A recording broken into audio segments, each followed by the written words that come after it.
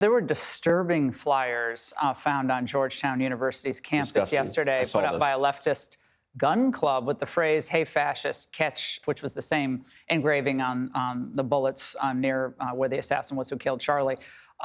So what is your reaction to this? And is there a role that the federal government can play with these universities, given what's being done to perhaps incite violence against conservative speakers or conservative students or the few conservative faculty on these campuses? Well, first of all, as a basic policy issue, if you are using federal dollars to incite violence against conservatives, you're not going to get those federal dollars anymore, and we're looking at that right now. So Georgetown needs to make sure that it's actually making it safe for everybody, whether they're liberal or conservative, to express their views. If you're promoting and encouraging violence, I think you're by definition violating the contract you have with your students. You're violating the contract that you have with the American public. But let's step back and just appreciate this.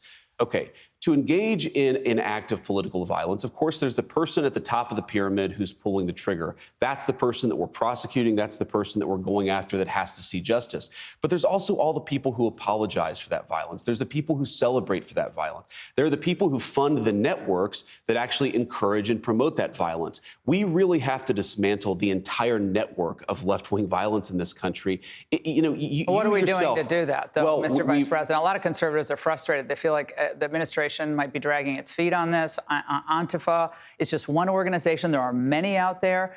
But people want to see people go to jail for this. Well, first of all, people will go to jail for this. But the President of the United States has made very clear we're taking a whole of government approach to this. We're looking at the funding networks. We're looking at the people who are inciting violence. We're looking at the people who are promoting and encouraging violence. That takes time to do it the right way, Laura. We're going to make sure that we do this the right way. With First Amendment concerns. Of course, you have to protect people's First Amendment rights. You have to protect people's free speech rights. But the First Amendment does not protect imminent incitements to violence. If you are actively promoting your fellow man to kill other people, that is not protected by the First Amendment, and we have to be clear about that. We have to go after that stuff. But look, Laura, you cannot celebrate the person who murdered Charlie Kirk and be welcome in polite society in this country. You are guilty of encouraging this culture of violence. You're guilty of actually promoting the culture of violence if you're celebrating Charlie Kirk's murder, if you're encouraging other people to take up arms in the same way. You may not be the person pulling the trigger, but if you're not being careful about the way that you incite violence, you are yourself part of the problem, and that's what we need to get to the root of.